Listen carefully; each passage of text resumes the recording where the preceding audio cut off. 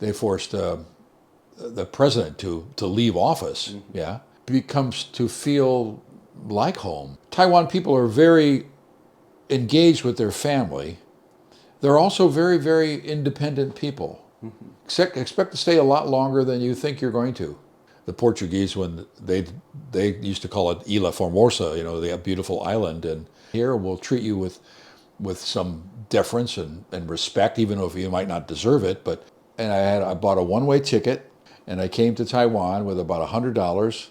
Although they had all this Western stuff, they had 5,000 years of culture that they were not going to let go, you know, and they were 5,000 years of society that they were locked into. Yeah. I've come to think of Taiwan as my home. I go back to Chicago, and the place is dirty and there's garbage floating everywhere, and the people here are really engaged with their democracy. And the women are beautiful. What can I tell you?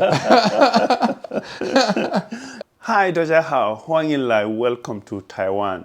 今天我们跑去到台北，跟我们美国朋友聊天。影片开始以前，请不要忘记订阅、按赞、开启小铃铛，谢谢大家。And remember, if you like the video, you have an option to hype the video. Help us hype this video so more and more people can see the video. Thank you. All right, my name is D.C. Rapier, and I'm from a little town called Kankakee, Illinois.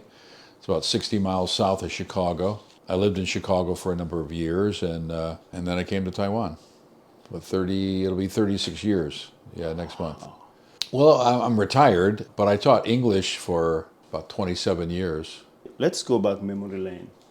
What is the main reason why you came to Taiwan? I was house sitting for a friend of mine in Chicago Heights. The wife has a doctorate degree in education. She was asked to come to Taiwan to teach English.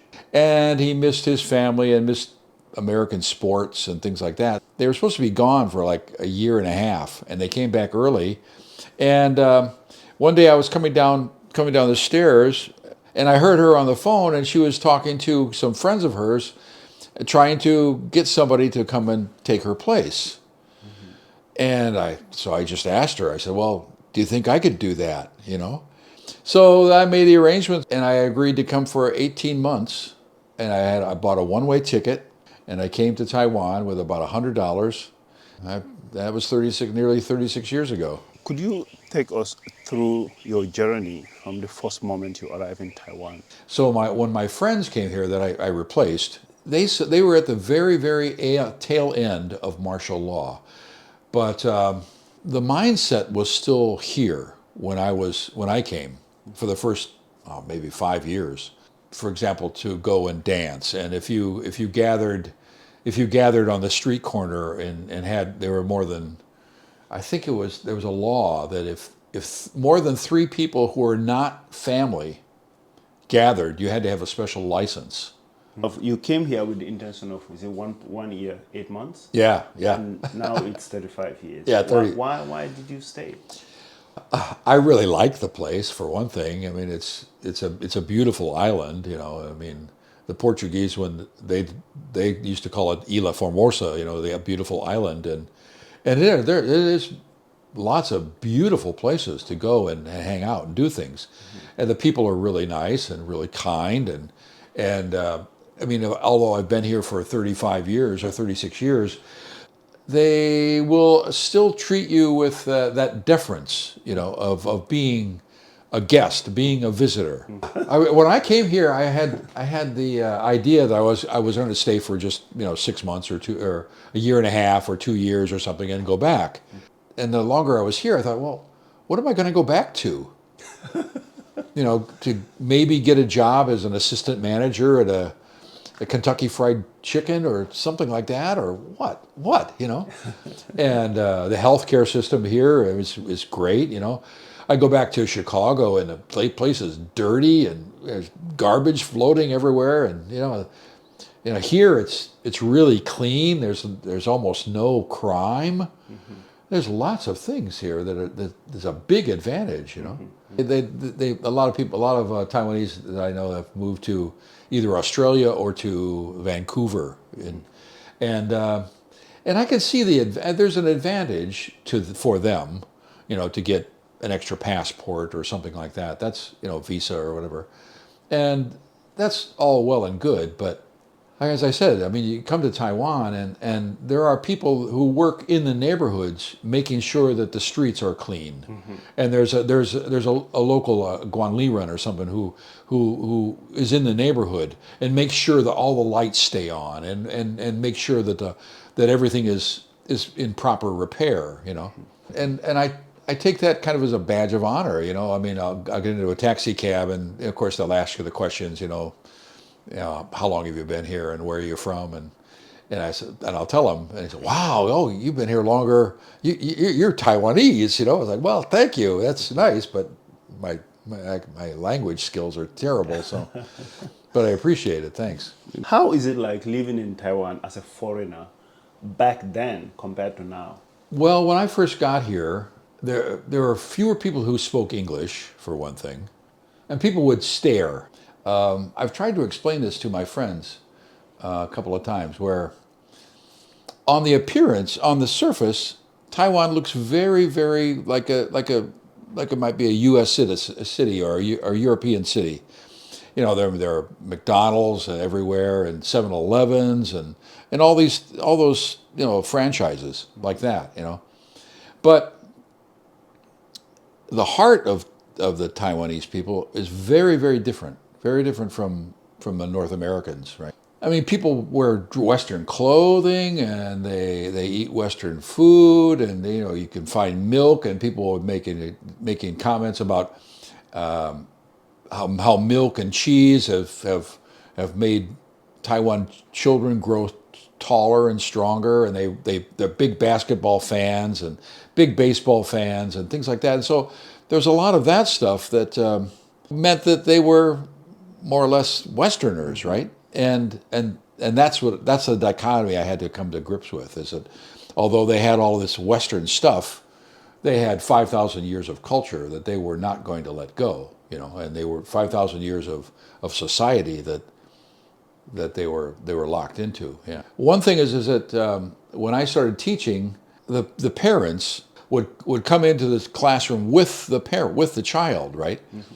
And so the child was very, very well behaved, because they had not only a teacher, but they had their own family behind them, right? And as time went on, then the children seemed to change. So the parents changed too. They weren't coming so often to sit in the class and watch the children, but the children were changing too.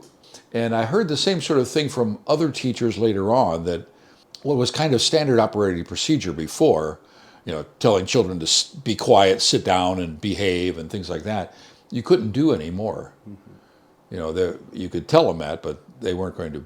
It would just mean that they would act out even more. That's one change that's happened in the Taiwanese people. What part of Taiwanese culture you find hard to adapt to? I've always been pretty easygoing, so that was more difficult to adapt to was the Chinese religion. Because in the West, being raised in most people are Christian, right? And many, many denominations, but it's still monotheistic. There's still one God. And here, there are many. In the States, and I think in Europe too, is that if you go into a church, you're very solemn, you're very quiet, and no one talks during a ceremony, And here, there's chatter all the time, because the family is more important, and they handle funerals very, very differently. In Christian culture, is that if someone passes away, I mean, you don't see the body, and you don't take care of the body, and you don't do any of that. That's all hands off, right? That's all handled by the morgue in the hospital, or the person who handles the funeral, right?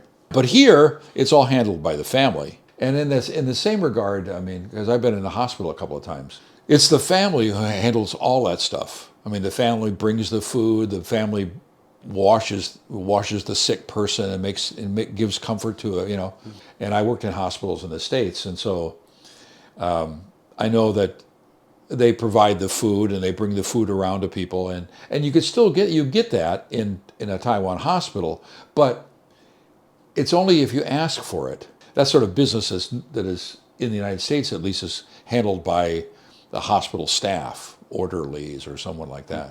Yeah. 35 years. What has Taiwan taught you?